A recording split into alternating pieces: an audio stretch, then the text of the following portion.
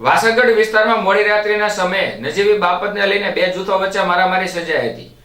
જે મારામારીમાં નીલમબાગ પોલીસ સ્ટેશનમાં ફરિયાદ દાખલ કરાતા કુલ 8 આરોપીને ઝડપી લીધા હતા।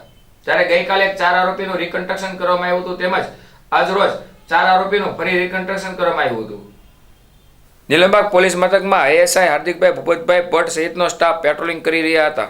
એ દરમિયાન વાસણગઢ પાસે માથાકૂટ થઈ હોવાની બાતમી મળતા તુરંત જ વાસણગઢ પહોંચ્યા ત્યારે હથિયારો સાથે ટોળા હતા અને જાણવા મળેલ કે અલ્તાફ ઉર્ફે અબ્બા ઇમરાનભાઈ કાદરી નામના વ્યક્તિને દાનિશ ઉર્ફે બોલુ અબ્દુલ રજાકભાઈ કુરેશી નામના વ્યક્તિને અગાઉની માથાકૂટ હોય અને તેઓ દિવસે સામે ભેગા થતા તેઓને એકબીજાને સામે કાતર મારેલ હોય, જેથી એકબીજાને નહીં ગમતા તેનો રાગદ્વેષ રાખી બંને પક્ષે પોતપોતાના માણસોને બોલાવી બંને પક્ષે ગેરકાયદેસર મંડળી રચી એકસમ કરી લોખંડના પાઇપ, તલવાર, લાકડાનો ધોકો જેવા પ્રાણઘાતક હથિયારો લઈ વાસણગઢ પાસે સામાસામી ભેગા થઈ ગયા હતા।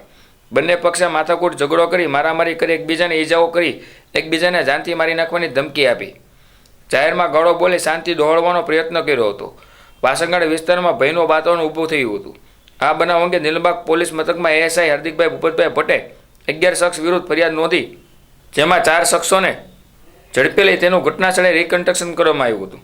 જેમાં વાસણગઢ વિસ્તારમાં થયેલ જૂથ અથડામણમાં અલ્તાફ ઉર્ફે અબ્બા ઇમરાનભાઈ કાદરી, અમન ઉર્ફે બાબુ હબીબાણી, યાસીન ઉર્ફે માણિયો કરીમભાઈ ઓવળિયાણી, ઇનાયત ઉર્ફે મેલી ઇમ્તિયાઝભાઈ હબીબાણી, શકીલ ઉર્ફે બાબા બેલીમ, દાનિશ ઉર્ફે બોલુ અબ્દુલ રજકભાઈ કુરેશી, સાહિલ ઉર્ફે હસ્તી જાહિદભાઈ સૈયદ, વાસીમ મસ્જિદભાઈ ખોખર, કુવેજ ઉર્ફે માયા, હરીફભાઈ મલેક, શેજાદ ઇદાદભાઈ કુરેશી અને 6 અજાણ્યા ઈસમો સહિત 16 શખ્સો સામે ગુનો દાખલ કરવામાં આવ્યો હતો।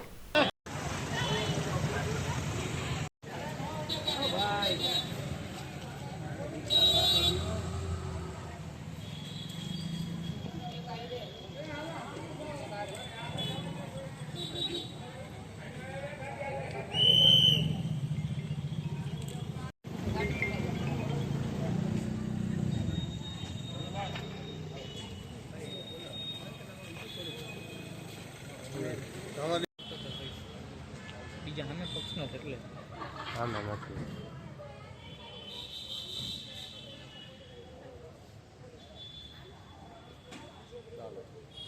ચાલો ગ્રુપમાં લઈ